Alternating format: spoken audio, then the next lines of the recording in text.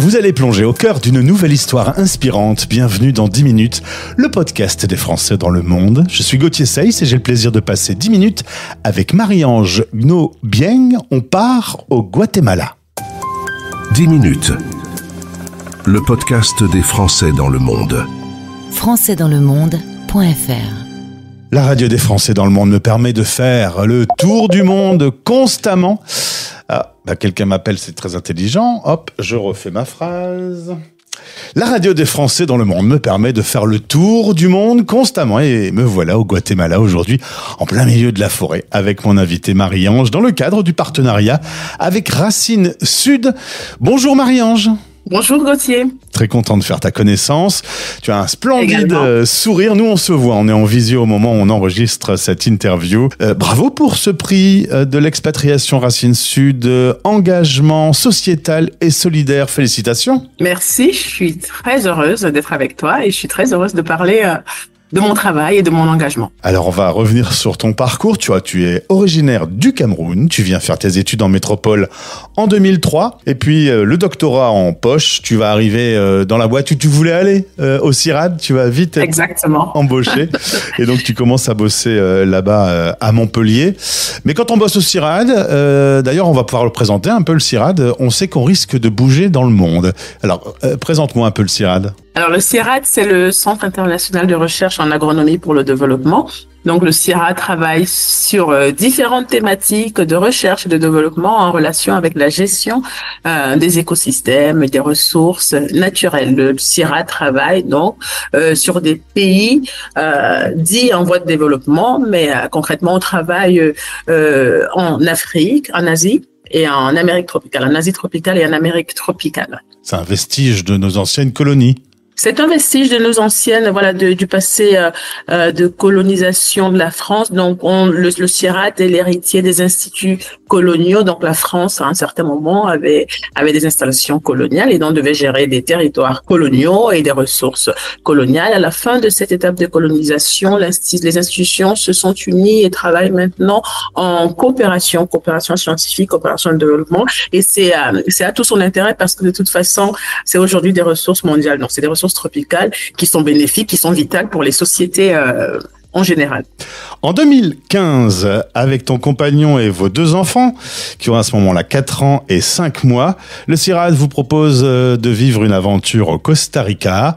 Réflexion en famille, débat, pour et contre. Comment se prend la décision de partir en famille ? Bien sûr, des débats. Il faut savoir que nous sommes tous les deux férus de voyages, férus de découvertes, de nouvelles rencontres et des tropiques aussi. Nous aimons bien les tropiques. Mon compagnon, il est français d'origine, de naissance, mais il est porté vers la diversité.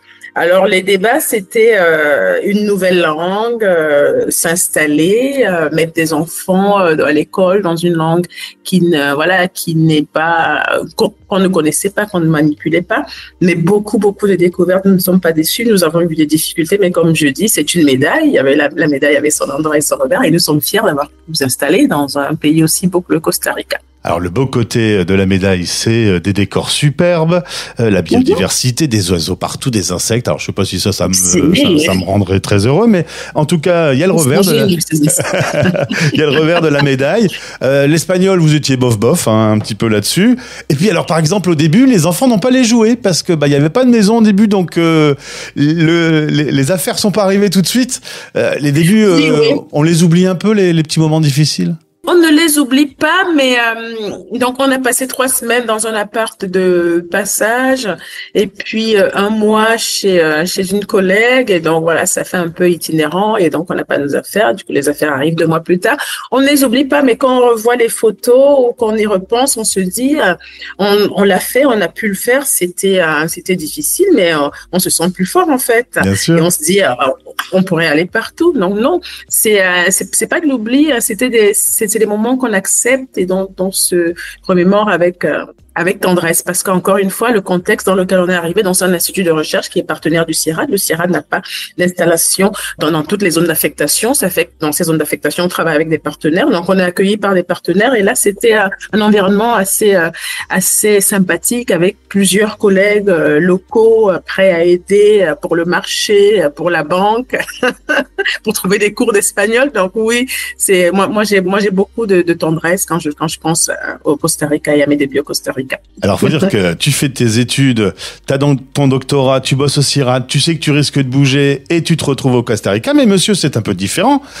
C'est un conjoint accompagnateur. On a fait un dossier spécial sur ce sujet. Il laisse son métier de prof en France. Il a dû se réinventer un peu là-bas. Il a bien aimé cette place de conjoint accompagnateur qui est souvent la place réservée aux femmes. Oui, cette place, elle est souvent réservée aux femmes et je pense que c'est encore le cas.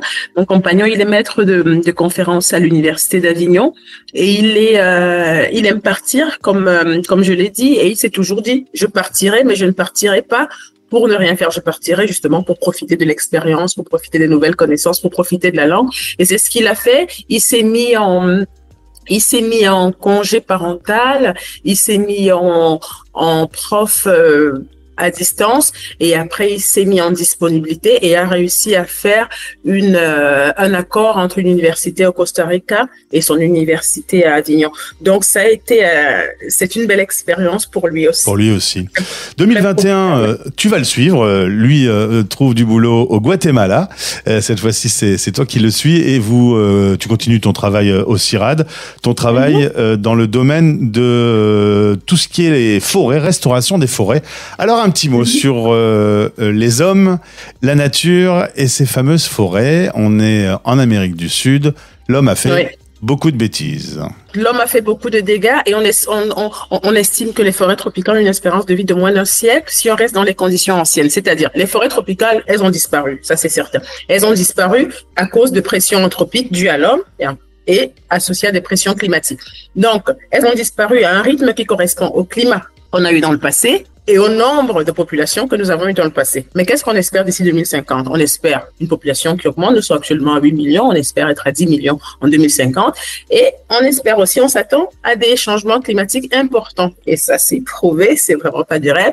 Les températures augmentent. Les rythmes saisonniers sont détruits. Donc, ces forêts tropicales vont subir plus de pression anthropique et climatique. Donc, elles pourraient disparaître de manière plus rapide que les taux de disparition déjà constatés. Et là, je vais pas vous parler de la perte de biodiversité, de l'impact sur les microclimats et le climat en général, donc parce que les forêts ont un rôle de mitigation climatique, mais je voudrais surtout parler des gens qui vivent la forêt parce qu'ils sont invisibilisés. Donc, il y a entre 700 millions et 1 milliard de populations qui dépendent des forêts. Et quand ces forêts disparaissent, en fait, c'est des personnes comme toi et moi qui se retrouvent vulnérables. Et c'est des personnes qui sont déjà dans des contextes économiques, des contextes climatiques désastreux. C'est des personnes qui sont très vulnérables et c'est des personnes qui perdent leur environnement, leur maison, leur travail. Et donc, moi, je travaille mon engagement, en plus de cette biodiversité qui disparaît, en plus des nombreux services écosystémiques qui sont reliés à toute cette biodiversité, je travaille vraiment sur la